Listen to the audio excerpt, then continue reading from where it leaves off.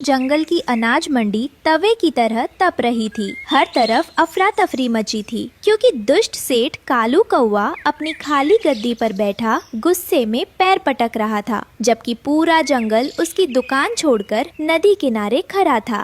अरे कोई तो रोको इन पक्षियों को, मेरी इतनी बड़ी मंडी सूनी हो गई।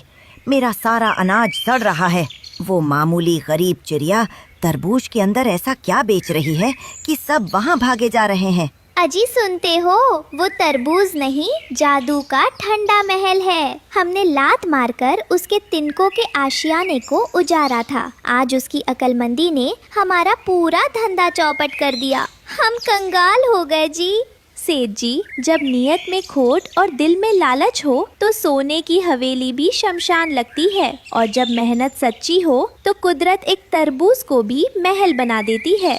लेकिन आखिर ये कहानी यहाँ तक कैसे पहुँची, आइए देखते हैं शुरुआत से। नदी के किनारे एक छोटा सा खेत था जहाँ हरी भरी लताओं के बीच बड़े बड़े तरबूज उगे थे। गरीब टुन्नो चिड़ा पसीने से लथपथ होकर एक भारी तरबूज को सींच रहा था, और उसकी गर्भवती पत्नी रानो चिड़िया प्यार से अपने पेट पर हाथ रखे मुस्कुरा रही थी। रानो, देखो ये वाला तरबूज कितना बड़ा और भारी हो गया है। मुझे पक्का यकीन है कि ये अंदर से एकदम लाल और शहद जैसा मीठा होगा। इस बार हमारे दिन बहुरेंगे रानो। हाँ टुन्नू जी, आपकी महीनों की दिन रात की मेहनत रंग लाई है। बस ईश्वर करे कि मंडी में इसके सही दाम मिल जाएं। हमारे घर में नया मेहमान आने वाला है, उसके लिए एक सुरक्षित घोंसला भी तो बनाना है। तुम फिक्र मत करो, कल सुबह ही मैं इसे लेकर जंगल की सबसे बड़ी अनाज मंडी जाऊंगा। सेठ कालू कौवा भले ही मिजाज का करक है, पर इस शानदार फसल को देखकर उसका दिल भी पिघल जाएगा। हम बहुत सारे पैसे लाएंगे। अगली सुबह बाजार में भारी चहल पहल थी। टुन्नू चिड़ा अपनी पीठ पर भारी तरबूज लादकर सेठ कालू कौवा की आलीशान गद्दी के सामने पहुंचता है। कालू कौवा हुक्का गुड़गुड़ा रहा था और उसकी पत्नी गोरी कौवी घमंड में बैठी नए डिजाइन के कपड़े देख रही थी। राम राम सेठ जी, अपनी इस बार की फसल का सबसे बेहतरीन तरबूज लाया हूँ। एकदम मीठा और ताज़ा है। जरा इसके सही दाम लगा दीजिए, मेरी पत्नी की तबीयत भी ठीक नहीं है। ये कूड़ा लेकर आए हो मेरी मंडी में? आजकल तरबूज पूछता ही कौन है। इस सड़े हुए गोल पत्थर का मैं सिर्फ एक तांबे का सिक्का दूंगा। बेचना है तो रख, वरना अपना ये बोझ उठा और यहाँ से दफा हो जा। सेठ जी, ऐसा गजब मत कीजिए। एक सिक्के में तो बीज का खर्चा भी नहीं निकलेगा। मेरी रानो गर्भवती है, घर में दाना नहीं है। थोड़ी तो इंसानियत दिखाई दे सेठ जी। अरे ओ भिखारी चिड़े, अपनी औकात भूल गया क्या? जंगल का सबसे बड़ा सेठ दाम लगा रहा है और तू बहस कर रहा है। एक सिक्का मिल रहा है, वही बहुत है तेरे लिए, वरना भूखे मरो, हमें क्या। मुनीम जी, धक्का देकर निकालो इसे यहाँ से। मुनीम बने कालू के गुंडे कौवे टुन्नू को धक्का देते हैं। टुन्नू अपने आत्मसम्मान को बचाने के लिए तरबूज उठाता है और भारी मन से रोते हुए मंडी से बाहर निकल जाता है। रात का समय था। सूखी डाल पर बना तिनकों का एक छोटा सा घोंसला हवा में हिल रहा था। टुन्नू और रानू अंदर बैठे थे। बाहर अचानक मौसम भयानक रूप ले लेता है। बिजली कड़कने लगती है और मूसलाधार बारिश शुरू हो जाती है। टुन्नू जी, मुझे बहुत डर लग रहा है। हवा इतनी तेज है कि हमारा घोंसला टूट रहा है। हे भगवान, मेरे बच्चे की रक्षा करना। हिम्मत मत हारो रानो, मैं हूँ ना। तुम बस मुझे मजबूती से पकड़ कर रखो, ये तूफान जल्दी ही थम जाएगा। तभी बिजली कड़कती है और एक जोरदार हवा का झोंका घोंसले को उखाड़ देता है। तिनके हवा में बिखर जाते हैं और रानो का पैर डाल से फिसल जाता है। टुन्नू जी, मेरा पैर फिसल गया, बचाओ। रानो, आंखें बंद करो। हम नीचे अपने खेत की तरफ चल रहे हैं। वहाँ नदी किनारे उस बड़े तरबूज की ओट में छिप जाएंगे। कुदरत हमारा साथ जरूर देगी। सुबह की पहली किरण फूटती है। बारिश रुक चुकी है, पर रानो और टुन्नू पूरी तरह भीगे हुए जमीन पर बैठे हैं। उनका आशियाना खत्म हो चुका है, लेकिन रानो की आंखें हार नहीं मानती। वह सामने पड़े उसी विशाल तरबूज को देखती है जिसे कालू ने ठुकराया था। टुन्नू जी, रोने से आशियाने वापस नहीं आते। कुदरत ने हमारा तिनकों का घर छीना है तो हमें यह विशाल तरबूज दिया है। हम इसके अंदर अपना नया घर बनाएंगे। तरबूज का घर? रानो, ये कैसे मुमकिन है? ये तो अंदर से गीला और भरा हुआ है। हम इसके अंदर का सारा लाल गुदा धीरे धीरे बाहर निकाल लेंगे। इसकी बाहरी दीवार इतनी मोटी और मजबूत है कि ना इस पर धूप का असर होगा न बारिश का। यह अंदर से एकदम ठंडा रहेगा। आप मेरी मदद कीजिए। दोनों मिलकर दिन भर मेहनत करते हैं। जोत से खुरच कर सारा गुदा बाहर निकालते हैं और उसे साफ करते हैं। शाम तक तरबूज के अंदर एक सुंदर गोल और आलीशान कमरा तैयार हो जाता है, जिसमें रानो एक छोटी सी खिड़की भी बनाती है। तभी पास के पेड़ से लालू तोता अपनी पूंछ मटकाता हुआ बंगाली स्टाइल में उड़कर तरबूज के ऊपर बैठ जाता है। वह अंदर का नजारा देखकर दंग रह जाता है। अरे बाबा, ये आमी क्या देख रहा है? ये तरबूज है या कोई 5 स्टार होटल का कमरा है बाबा? रानो भाभी, तुम तो एकदम कमाल कर दिया। ऐसा ठंडा ठंडा तरबूज पैलेस तो पूरे जंगल में कहीं नहीं है। हाँ लालू भाई, रहने का ठिकाना तो हो गया, पर मुसीबत अभी टली नहीं है। रानो को इस हालत में अच्छे खाने की जरूरत है, पर हमारे पास एक दाना भी नहीं है। अरे टुन्नू भाई, तुम चिंता काहे करता है? कालू सेठ की मंडी में आज बहुत सारा अनाज आया है। तुम वहाँ जाओ, मजदूरी मांगो, काम करेगा तो पैसा मिलेगा। और भाभी के लिए बढ़िया फल लेकर आना बाबा। टुन्नू जी, कालू सेठ बहुत दुष्ट है। आप वहाँ मत जाइए, मुझे डर लग रहा है। हम भूखे रह लेंगे, पर आपका वहाँ जाना ठीक नहीं। नहीं रानो, अब मैं डर कर नहीं बैठ सकता। मेरे बच्चे और तुम्हारी सेहत का सवाल है। मजदूरी करना कोई गुनाह नहीं है। मैं जाता हूँ और शाम तक दाना लेकर लौटता हूँ। अनाज मंडी में कालू कौवा अपनी गद्दी पर बैठा मुनीम से हिसाब समझ रहा है। तभी टुन्नू चिड़ा हिम्मत करके वहाँ पहुँचता है और हाथ जोड़कर खड़ा हो जाता है। सेठ जी, मुझे आपके गोदाम में मजदूरी चाहिए। आप जो भी काम देंगे मैं पूरी ईमानदारी से करूँगा। बस शाम को मुझे कुछ दाना या थोड़े पैसे दे देना। मेरी पत्नी भूखी है। अरे ओ भिखारी चिरे, तेरी हिम्मत कैसे हुई दोबारा मेरी मंडी में कदम रखने की? कल तूने मेरा हुक्म टाला, अपना वो सड़ा तरबूज वापस ले गया और आज यहाँ काम मांगने आया है। अजी देखो तो सही इस मजदूर की ढिठाई। सेठ जी का अपमान भी करता है और फिर भीख मांगने भी आता है। इसे सबक सिखाओ जी, वरना कल को हर छोटा पक्षी हमारे सिर पर चढ़ जाएगा।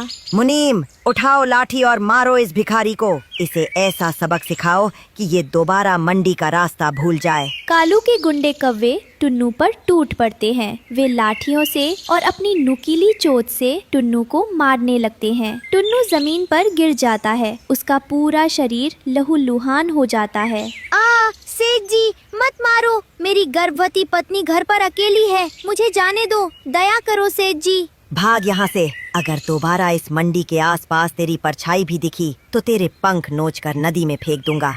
फेंक दो इसे कीचड़ में। गुंडे टुन्नू को घसीटकर मंडी से बाहर कीचड़ में फेंक देते हैं। पूरा बाजार मूक दर्शक बनकर देखता रहता है। कोई गरीब की मदद के लिए आगे नहीं आता। शाम के समय रानो तरबूज की खिड़की से बाहर देख रही है। तभी उसे टुन्नू घिसकता हुआ लहूलुहान हालत में आता दिखाई देता है। रानो के पैरों तले जमीन खिसक जाती है। वह दौड़कर बाहर आती है। टुन्नू जी, ये क्या हाल बना लिया आपने? किसने किया ये जुल्म? हे भगवान, आपके शरीर से तो खून बह रहा है। रानो, मुझे माफ कर देना, मैं तुम्हारे लिए भोजन नहीं ला पाया। कालू सेठ ने, उसके गुंडों ने मुझे बहुत मारा। उन्होंने कहा कि वे हमें इस जंगल में जीने नहीं देंगे। टुन्नू की यह हालत देखकर रानो के भीतर की लाचार माँ गायब हो जाती है। उसकी आंखों से आंसू थम जाते हैं और उनकी जगह स्वाभिमान के अंगारे धधक उठते हैं। वह दृढ़ता से अपने आंसू पोंछती है।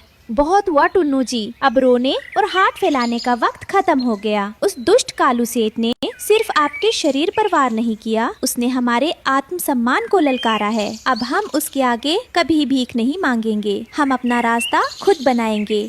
पर रानो, हमारे पास तो खाने को भी कुछ नहीं है। हम उस अमीर और ताकतवर सेठ का मुकाबला कैसे करेंगे? हमारे पास ये कुदरत का खजाना है टुन्नू जी। जो तरबूज का मीठा गुदा हमने निकाला है, मैं उससे जंगल का सबसे स्वादिष्ट और ठंडा तरबूज का शरबत बनाऊंगी और इन तरबूज के खाली छिलकों को तराशकर सुंदर कटोरे और बर्तन बनाऊंगी। हम अपनी दुकान सीधे इस तरबूज के घर से शुरू करेंगे। रानो बिना वक्त गवाए काम में जुट जाती है। वो पास की फूलों की घाटी से कुछ जंगली पुदीना और ठंडे झरने का पानी लाती है। वो तरबूज के मीठे रस में पुदीना मिलाकर एक अनोखा और ताजगी से भरा पेय तैयार करती है। लालू तोता भी मदद के लिए आ जाता है।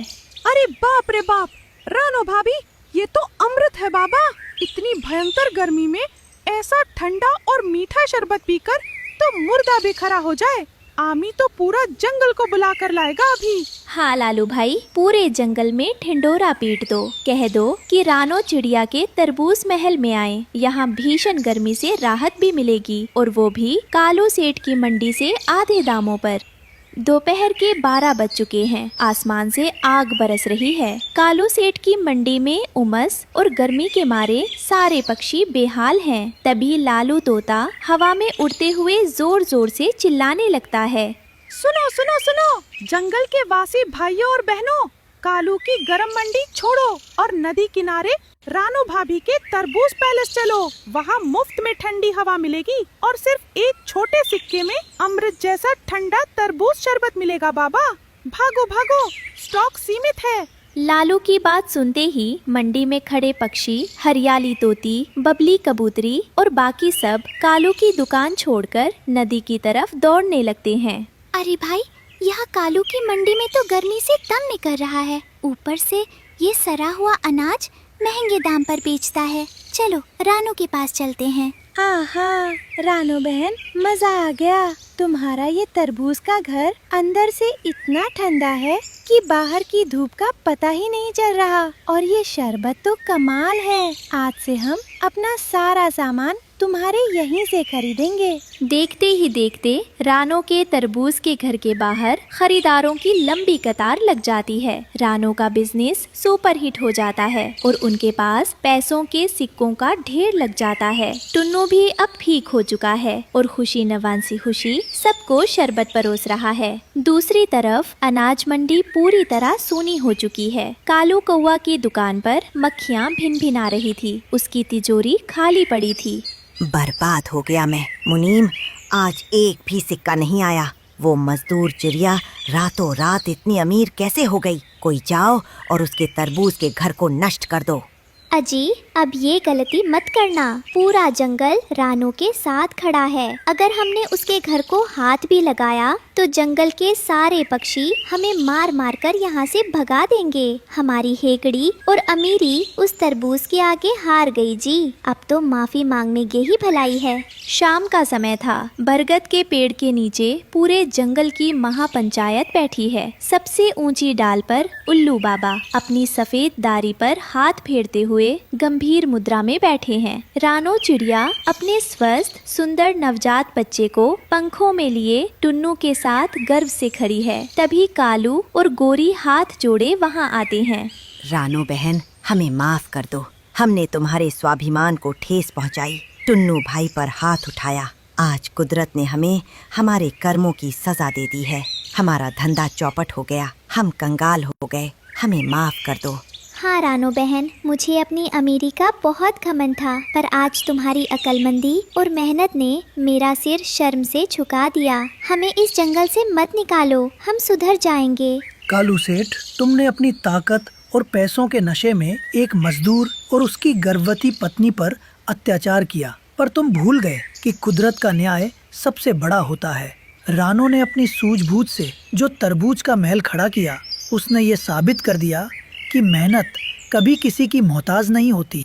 कालू भाई, गोरी बहन, हमारा मकसद आपको बर्बाद करना या आपसे बदला लेना कभी नहीं था। हम तो बस अपने बच्चे के लिए एक सुरक्षित आशियाना और 2 वक्त की रोटी चाहते थे। अमीरी गरीबी तो धूप और छांव की तरह है, जो आज है और कल नहीं। पर दूसरों की मजबूरी का मजाक उड़ाना और उन पर जुल्म करना सबसे बड़ा पाप है। हाँ सेठ जी, अगर आप ईमानदारी से व्यापार करेंगे तो हम आपके साथ मिलकर काम करने को तैयार हैं। हम किसी का बुरा नहीं चाहते। रानो बहन, आज से मैं कसम खाता हूँ कि किसी गरीब पर अत्याचार नहीं करूँगा और मंडी में सबको जायज दाम दूंगा। तुम सच में दिल की बहुत अमीर हो। पूरा जंगल रानो चिड़िया की जय हो, टुन्नू चिड़े की जय हो के नारों से गूंज उठता है। रानो के चेहरे पर उसकी सहनशीलता, सूझबूझ और स्वाभिमान की वो ऐतिहासिक जीत चमक रही है जिसे देखकर हर दर्शक का दिल सम्मान से भर जाता है।